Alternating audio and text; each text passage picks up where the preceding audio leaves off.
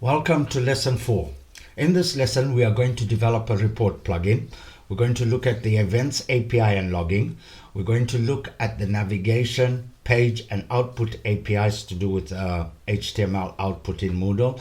And then we will close the lesson off by looking at unit and acceptance testing. A little background about reporting. There used to be various different types of reports, but the two major ones, course reports and admin reports, were combined into the single reporting sort of functionality in Moodle 2.2. There are other reporting plugins for specific plugins such as SCORM and quiz modules, which are like sub-plugins to those particular modules, but we won't be covering those in this course. So for more information about report plugins, there's a link there for you to follow and have a look yourself. So we're going to develop a very simple report, report_plugins.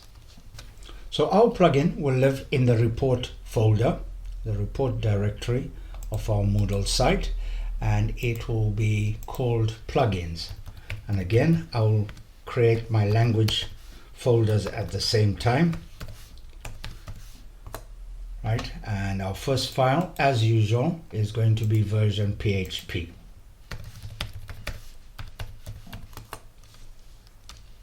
So our version PHP, the stuff at the top, the usual stuff, and our three required properties. Our plugin version, the Moodle requires, what version of Moodle we require, and obviously the component name. So let's create our language file at the same time. New PHP file. See, report_plugins. So there's our language file with the usual string defined plugin name, and it's called site plugins report, which is what our plugin is going to do. Is basically going to report on all the plugins that are installed and enabled in the Moodle site. So we need to provide a way for users to actually be able to view the report, and that means having to look at the navigation API. The navigation API allows for the manipulation of the site's navigation. The user interface interpretation of the navigation is what the user sees. So it's contextually based on the location of the user in the system, and is normally displayed via navigation and settings blocks. There are three ways to work with the navigation: using the plugin settings.php file, which is usually for navigation options that are always available, but particularly for navigation in the site administration area of the site. The global admin is an instance of the admin root class defined in adminlib.php in the lib folder, and it's the root of all the navigation nodes available. Okay. The second way to do it is dynamically during code execution, though you don't really call the global page object until it's defined, because that's where you would get the navigation objects from. Okay. And then the third way is via callbacks that are built into Moodle, where the core makes specific calls to plugins, normally via the lib.php file, to allow the component to make changes to the navigation tree. There are two extra special cases. So you've got, for all plugins, a way to do it, but they are on top of that. Modules and local plugins have additional ways of plugging into the navigation. So access to navigation objects is gained via the global page variable. Okay, and then you've got the three settings. You've got the navigation, which is the main navigations, the settings nav, which is the settings navigation, and the nav bar, which is specifically the breadcrumb navigation. And the blocks, and when Moodle needs to display navigation, what it decides to show is based on other page properties such as the page URL, the context, stuff like course, etc. And then it just displays the relevant navigation menu. All these three navigation objects are extensions of the navigation underscore node class, and that's defined in the navigation lib.php in the lib folder, which implements a renderable interface, which means user-facing, user interface. Okay. So each item added to the navigation is a node object for various types, and obviously it's organized in a tree structure of root, parent, child. So there are many ways the navigation API gives you a way to work with the navigation. So some useful methods are things like find and get to find particular navigation nodes, add nodes, and create to add nodes to the navigation tree, and then you can find information about a node by having a look to see whether it's got siblings or children, and getting the siblings, etc. So there are two node types, and they're defined as constants: the node type underscore leaf, which is an end node, and the branch, which is the container for the leaves. Okay, and then each node type has its types, so I call them node types, and these are specific class extensions for specific types of nodes. So, and they will have their functionality, specific functionality for what's their speciality as such. So you've got all those on the screen there, things like category, course, container, user, custom, etc., etc. So the callbacks, the third way of plugging into the navigation lib via your lib.php file.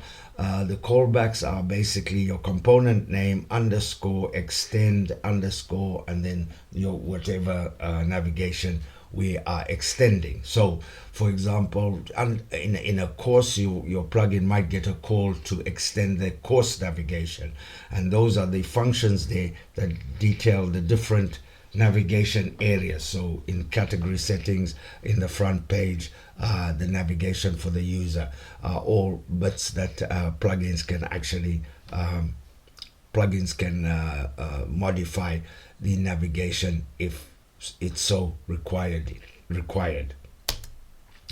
So activity modules and local plugins, as I mentioned, have additionally two special callbacks for them.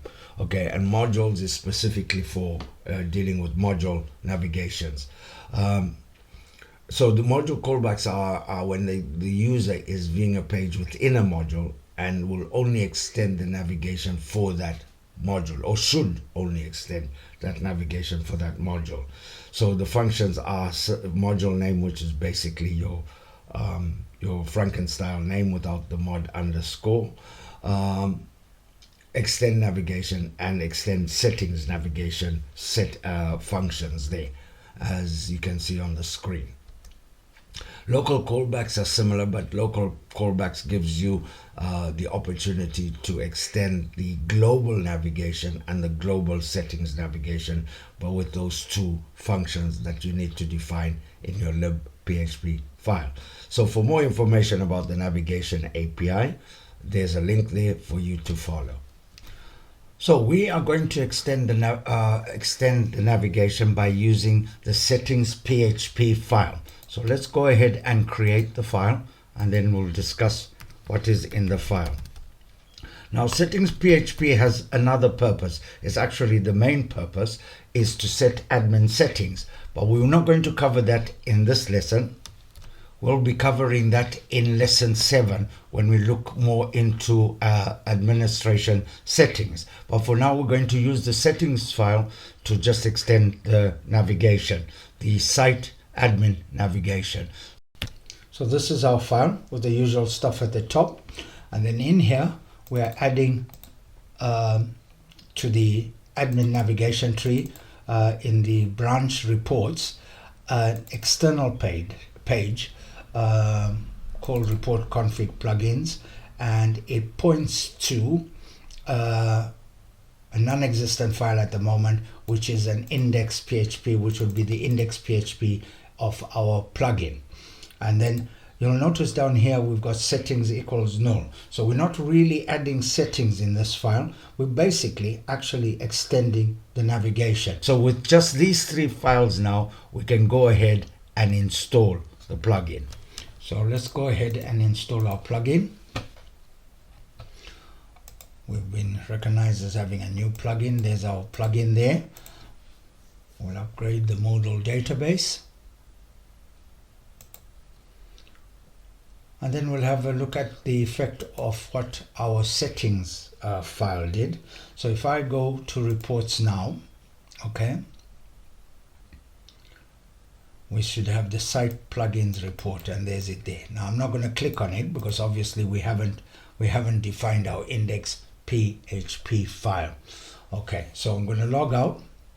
And what I've thought of doing is that since this is a really simple plugin, I am going to integrate logging via the Events API. Right, the Events API. The new Events API was developed in Moodle 2.6 and then became a requirement in Moodle 2.7. And it basically extended previous legacy events and logging APIs.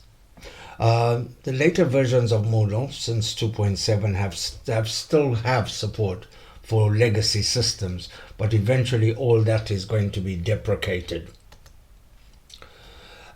Components or plugins that want to capture events have to define observers, and observers it's an array. It's an array that's defined in the events.php file in the DB folder, in the plugin or components DB folder. Observers can never or should never cause a fatal error. They're not supposed to disturb the process, the actual process itself, but they can raise exceptions if there is an error, which are then caught and then sent to the logs. You can view all the available core and plugin events by going to the events list in the reports section of the site administration. Observers are defined in an observers array, as I said, in the events.php file, and each of the array members has the following keys. So each observer, each item in the array has the following keys. It's got the event name that you're trying to capture, so it will be the fully qualified event class name, or you can have a star for all events. The callback, preferably an auto-loaded class, but if not, you can then specify the include file, which will be included, and then the callback function called. Priority, the priority is defaults to 0, but observers with higher priorities are notified first. And then internal, so this defaults to true. If it's set to false, which is non-internal, then the observer is not called until after the successful transmit of any database transaction. So this is basically what an observer's what your events PHP file would look like. So you got your observers array, and then you got your items in the array with the specific callbacks, etc. So really, in a sense, you really need the event name and the callback if it is auto-loaded, but you'll need the include file if the class isn't auto-loaded. And so that's an example of what your file would look like. On the other hand, the processes or the components or plugins that wish to register or to dispatch events called dispatches. So all events are logged, so there's no need for any separate logging, and they have to be defined in namespaced files in the classes event folder. So this is one of the examples of where namespaces are a requirement, and this is to work with your event API. Okay. The naming of the class, the convention is a some object action, where action is a verb such as created, added, etc. And there's a list of recommended verbs on the events API page, and there's a link there for you to go and have a look at. There's quite a fairly long list of actions that you can specify. Okay. All definitions are extending the core event base class, and they are basically triggered by calling the trigger method of the class. Every event is expected to be defined in a separate class file, and that's part and parcel of your namespacing, auto-loading requirements anyway. So for example, you've got the core user created event is defined in the classes event user underscore created PHP file. So you see how that works. And we're going to create a dispatcher, and you'll see it in action when we do that. The event class has numerous properties, a lot of which are actually automatically computed when the event is triggered, but there are others that need to be declared by the developer. So there's some static properties that you normally set in the init method of the event class. So object table is the database table of the record that's being affected, and it requires another field which we'll talk about in a bit, this CRUD, which is again, all these three are actually optional. CRUD, which indicates whether this is a create, read, update, or delete operation, and the edu level, again optional. The idea with edu level is supposed to help with reporting. So you've got the edu level of teaching, so something that's part of teaching, or a trigger, an event triggered by the act of teaching, or the act of participating is the next level, and then anything else is level of other. So the other event properties, now these can be passed. These would normally be passed when you call the trigger, when you create the class. So when you pass to the constructor as such. Okay, so you've got the object ID. Now the object ID is required if you've defined object table. It is the ID of the actual record in the object table that's being affected by the event. The context ID is computed for the context passed in. So you need to pass in the context, and then the context ID is actually computed from that. The user ID is required, but again, if you don't pass through a user ID, it will default to the current user ID, or it will set it to 0 if the person's not logged in or the system's not logged in, and -1 for other kind of things that will have created the event or affected the event. The related user ID is where another user is being affected by the event. So for example, if you are amending, if you're the admin and you're amending another user's profile, then your user ID will be your admin ID, and your related user ID will be the ID, the user ID of the person or the record that's being updated. Okay, and then you can set an anonymous flag to say whether the action is anonymous. There must be a use for that somewhere. And then a very useful one is other, which is any other data that you want registered for the event. This is where it's useful for logging. This is where you can put your details of what you're logging in the other, which is a JSON encoded scalar or array. Okay. As I mentioned there, the optional object ID relates to the record ID in the object table property. So it makes it easier to actually identify the record that's being affected by the event. Now, in the case of deletions, the record will not be there by the time the event is observed.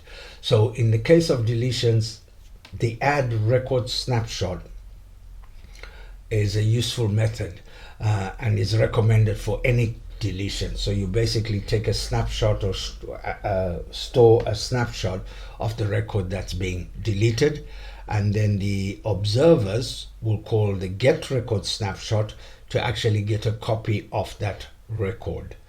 Now, what has to be borne in mind, that snapshot only exists for the duration of the event. There is no copy of it stored for later retrieval. So it's basically there solely for the use of observers during the event.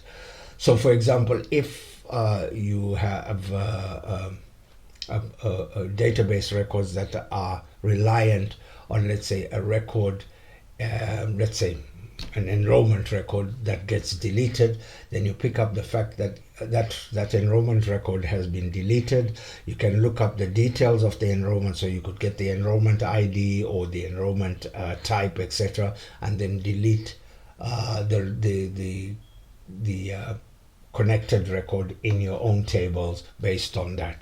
So that's quite useful.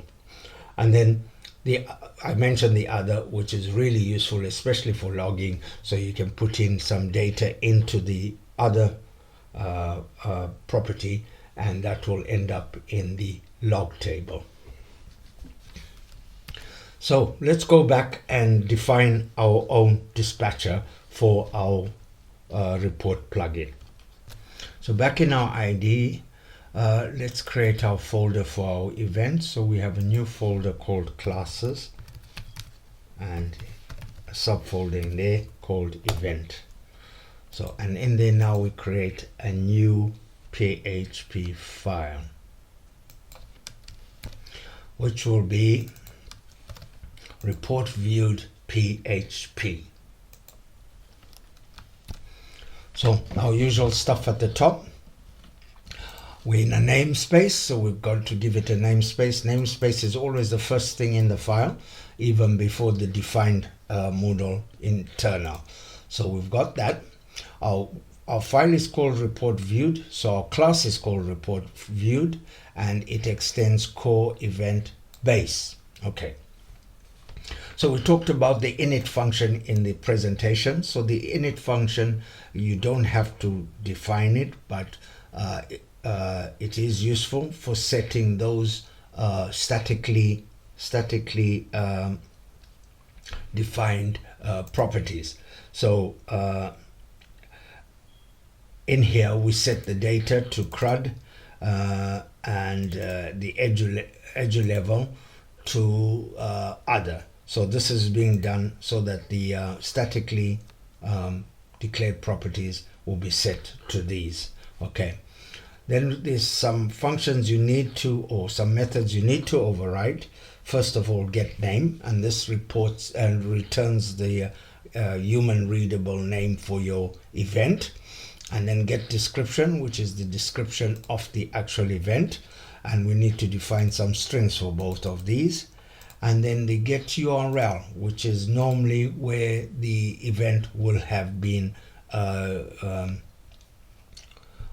triggered. So you'd return the URL where your event would normally get triggered. Okay. So we now need to define our strings. We've added in the two strings. Our report viewed and the description. Notice the use of the A variable. Where's that A coming from? If we swing back to our class, you can see we're passing a third parameter, this user ID, in the description. So that will be what will appear when this description is generated. Now, there's not much we can do. If we try to go back to our plugin in Moodle, etc., there'll be nothing to see because we need to trigger that event for it to happen. We also need to view the report. We need to be able to view the report. So that will require us actually now defining or setting up or creating our index.php file. If you remember, we're pointing to our index.php file. Now, before we jump into the index.php file, this is the time now to talk about output and how you generate pages and actually show output in Moodle. So I have a couple of presentations. Makes it a little bit presentation heavy for the next section of this course, but we need to do that before we actually look at creating our index.php file. So we'll start with the output API. So this API handles most of Moodle's output. It provides generic functions and additional components. JavaScript output, renderers, and templates fall under this API. Okay. There's several files in the lib folder, in Moodle's lib folder, to do with output, but the ones that are of note are the output components PHP, which defines HTML elements, classes, HTML element classes, and also defines the global output methods, and includes the HTML underscore writer class, and we'll see those a little later on. It has the weblib.php, which is a library of functions for output, web output, and some old general purpose Moodle PHP functions to do with producing HTML output. Then we've got output renderers. So this is the class for rendering HTML, and it includes the renderer base class, which is available via the output global. So we have a number of general functions, for example, things to work with pictures and icons, so you can get the user picture, get help icons, etc. HTML bar classes, so progress bar, paging bar, etc. Tab classes, tab tree and tab object, and other classes for blocks, action menus, preferences, and all that other kind of stuff. Form related classes, we've got file picker, which we will discuss again later. It will come up again. There's a massive overlap with file API and form API with file picker. There's the single button, which is simply gives you a single button process instead of defining a whole form just to have a single button on it. You can generate a single button, a single select, and a URL select, which is a URL selection widget. Okay. There are other classes, the JS writer for writing out JavaScript, and methods include the function call, initializing the objects, etc. The HTML writer, which is used quite extensively when you just want to write little snippets of HTML. The HTML table, which is actually kind of part of that HTML writer, holds information required to render HTML table, and then connected to that as well is the table cell, which represents a table cell, and the table row, which represents a table row. And it's a really quite flexible. You can have the table row defined as an array of table HTML table cells, or just simply an array of strings. So it's quite useful when generating HTML. But now I think the thinking is mainly about using renderers and using templates when talking about content, especially if you're generating quite a bit of content. Okay, so the WebLib PHP defines several classes such as progress trace and the Moodle underscore URL class, which is very useful when it comes to working with Moodle URLs and getting the right URL in the right format for the HTML you are generating. Right, continuing some general functions. S, which adds quotes to HTML characters. P, that prints quotes to HTML characters. Format text, which is when given text it ensures the text is safe HTML. Clean text takes raw text, removes any nasties out of it. Get local referrer, if you're trying to get the referrer, you've got several options there as to how you require the referrer to be returned. Okay, HTML to text, so take some HTML and convert it to text, so kind of like strip tags. And to check if the site is running under SSL, you've got your function is HTTPS. Some more other ones is in pop-up and close window. Me, to return the name of the current script, and qualified me, which tries to give you the full URL for the current script. Notice prints out a message and exits, so a nice little text box or whatever HTML box on the page. Redirect is to redirect the user to another page, so you normally use that with your Moodle underscore URL to get the right URL to be sending the user to. And it does print a notice. If optionally you can get it to print a notice in the redirect. Okay, strip links will strip all the links. Text to HTML takes normal text and turns it into HTML. And validate email to validate an email address. So there's a couple of links that you can follow to find out more about the output API and the output functions. Now I'm not going to cover renderers and templates in this lesson. We'll cover it in our next lesson, but let's have a look at the page API. So you can think of the global variable $page as a sort of container for the page content, which is usually HTML. So it's like the scaffolding around the actual content for the page.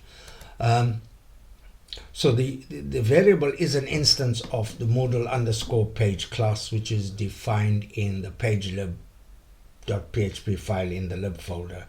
And it is created very early in the request cycle in setup PHP.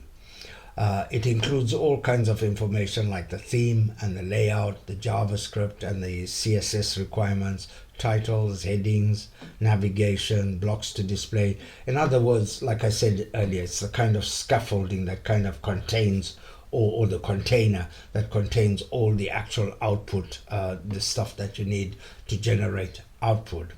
Okay, the page URL and the context are always required to, and these are properties of that page global. So this is now relevant to us going back to our index PHP. We have to set up our page before we actually start to generate content. So there's things that you need to do is like set the page URL. Like I said, that's required, and so you usually pass some kind of Moodle URL object to the function. Right, then there's a context. So the context sets the context of the actual page, and this then determines what gets shown through the navigation API, etc. So there are some methods like set course and set CM, which will automatically set the context for you if you use those. Okay. The page set page layout method, I'm not quite sure what happens if you don't define it. I think it just uses the default page layout or the standard page layout, but you can set the page layout for the page. You then set the page's title. That's the title that will appear in the title tags, and the heading, which sets the heading for the page. And that is theme dependent. Some themes don't actually display the headings as such. So you can get page information from the page variable. So you can find out what course you're on if you are in a course. So page course, page CM if you're in a course module. You can get the title. Useful one is page the header printed. So this will determine if the header has already been printed, which you would want to know before you try and send, let's say, a file, the contents of a file, etc. Okay, and then you can actually get access to your navigation, which we spoke about in our navigation API for the navigation components. So now let's swing back to our index.php file and put all this information into action and see what comes out of it. So back in our code, let's define our index.php file. So new file. Remember, you want that in the home folder, in the actual plugins folder. So this is our index.php file. So we've got the usual stuff at the top, and because we are UI facing, or generally a file that is being called directly in the browser, we do need to require the config.php file. We are going to insist that the user is logged in, and we are also checking if they are site admin, and if not, they get we steal the exception from the core that has to do with no permissions to do that thing. You can obviously define your own and make it a little bit prettier, but that's what we're going with for now. And then we start off by getting the context.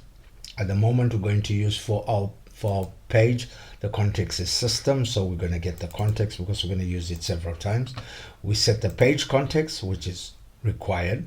We're using the page layout for admin because we are kind of in the admin area. So then we're setting the heading to the site's full name. Okay. Site is another global, and then we're setting the title of our page to our plugin name, and we set the URL back to this file. Okay, so we're going to look at we're trying to find out information about plugins, so we use the core plugin manager functionality to do that, and we get an instance of the manager. And then we get all the plugin types from the plugin manager. Okay, I haven't covered that in any great detail, but it's one of those that kind of stuff that's available through Moodle.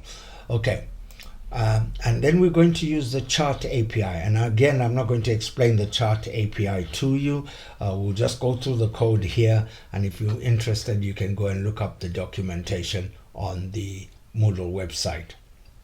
Okay, and the chart API is actually a fairly new one in Moodle. I don't know when it was introduced, but I remember doing a couple of things with charts and graphs a few years back, and this API was not available to me. So we set our chart. Get our chart. We're going for a bar chart. We're setting it to stacked. We've got we need to define labels, the series 1 and series 2 data.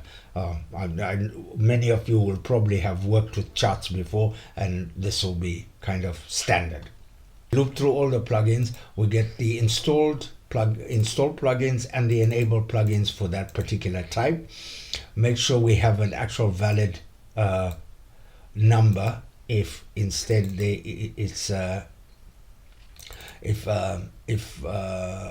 if it's not defined, if it comes back undefined, and then we set that as our series 1 and series 2 data, and then the label is the type of plugin we're talking about. And then we do some more stuff. We add series, get the x-axis, get the y-axis with stuff, and we've got strings we need to define for the chart. As you can see, plugins enabled, plugin types, etc., and we set those labels. So our chart is ready to go. So we output the header, then we output a heading for our page. So output heading, we render our chart, right? And this is where we trigger our event.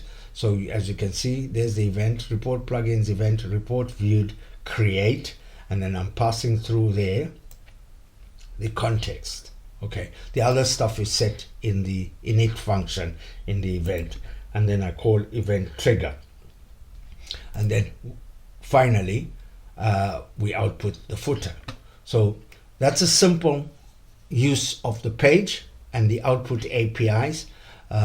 If you just ignore the chart stuff, so page stuff all up here, yeah, and all the output stuff down here. Okay.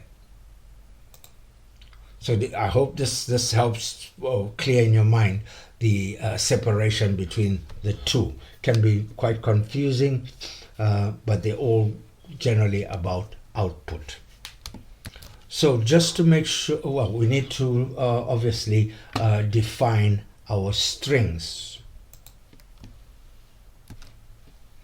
So this is our strings, so the 4 new strings that we need to define. And now what I'm going to do to make sure we get everything pulled in together, the events and what have you, we're going to go with upgrading our version of the plugin, and we'll go to Moodle and have a look at our report. So I'm going to log in as admin as usual. Moodle has recognized an upgrade is required, so we upgraded the Moodle database with our new plugin stuff. And now if we go to site administration, go to reports, find our site plugins report, we then have our report. So we've got our purple as enabled, installed is the orange, and we've got them all along there, the different plugins along there, and the numbers of instances that are available of the plugin types. So blocks is about half the types, etc., etc.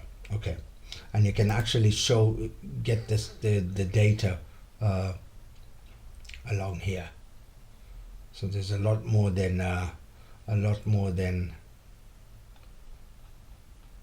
is shown in the chart there. I think this will only give you where there's actual data to display. So LTI sources, there's nothing, that kind of stuff. Okay, so this is our plugin, our report plugin. So if we now go along and let's have a look at the logs and see whether we've been our event has fired. So reports, live logs, and along there you can see our site plugin report viewed, the user with ID 2 viewed the site plugins report. So that's our event been fired, and the report ending up in the live logs. Okay, so that's it for our report plugin, and now we'll just move on and look at something else. So now, before we finish this lesson, I'd like to touch on testing, PHP unit testing and acceptance testing using Behat. I'm going to close all these files, and we'll have a look at some files we'll look in availability tests. So all tests, unit tests and Behat acceptance testing, need to be defined in the test folder of your component plugin as such, and then the Behat tests live in the Behat, so test Behat folder, and the files are always named with the extension .feature. Okay, and then the other files that will appear in the test folder will be PHP unit tests, and you can define fixtures And you can define data generators as well. So generators would be in a subfolder. Generators, fixtures go into the fixtures, and then the PHP files that are in the test folder are PHP unit tests. So we can have a quick look at that. So we're using namespaces, info test, which is the name of our file, to auto load, and extending advanced test case. There's also basic test case, and then you have your tests in this file. So you have separate tests for separate things being tested, and like I said, you can have a fixtures set up, so you can generate some fixtures for your tests, and the bhat set in the feature files and follow the standard bhat text test stuff. Now, I'm not covering testing in any kind of deep sense, but it's worth you knowing about it. The thing is, for core developers, there's a requirement to produce tests for the core components. Now, that doesn't seem to be a requirement for third-party developers. So if we swing and have a look at the checklist for plugin developers on the Moodle site, we shall have a quick glance at that page. So this is the contribution. The link will be in the lesson. This is the plugin contribution checklist for those people who are trying to submit their plugin to the plugins directory. Okay, and if you look, I'm going to look mainly at the contents there. You can see there's no real mention of actually producing any unit or acceptability testing. And if you look through the whole page, there's no mention of producing tests. Now, I would suggest that if you are going down the road of actually submitting to the plugins directory, that you should, you should provide some tests for your plugin. And the question is when you're developing for a client directly, is whether one, the client is in a position to actually run the tests at all, or do they have the kind of technical skills, etc., to be able to set up and run tests against your plugin, and two, whether they'd be willing to pay for the extra time. I know lots of people say it saves time, but a lot of time you have to specify that you are going to produce tests, and therefore the tests will have an implication for costs. The fact that you might, if you follow the thinking that you should develop your tests before you develop your code because it saves you time, then you'd have to convince your client that that's exactly what would be happening for them. In my experience, for most of my development experience as a contractor, there's only once I've ever been asked to produce tests, and that was because I was working as a sort of subcontractor to an existing Moodle development house who were selling that on to a third client. So they wanted to be happy to know that my stuff was tested before they released it to their client. Okay. So there's no real requirement to do so. I think it's worthwhile thinking about it if you are, especially if you're creating a quite an elaborate plugin. So let's have a look at the support in Moodle for these tests. So if I go along to the development section of the site administration, two options in there. There's the acceptance testing, which is the bhat, and the PHP unit tests. And if you go in there, it actually gives you the documentation and points to the documentation for you to set up your development environment to actually run tests. The useful page, yeah, is the PHP unit tests, and the links again will be in the lesson. And these are, you'll notice there's been a change here between different versions, PHP unit 8 and 9, and this page will is useful and in setting up and getting ready to run your test environment if you so felt you needed to. Now, I've had a look through this file, and there's been some changes from the time that I had to use testing in earnest in previously. Okay, so this is the PHP doc stuff for PHP unit.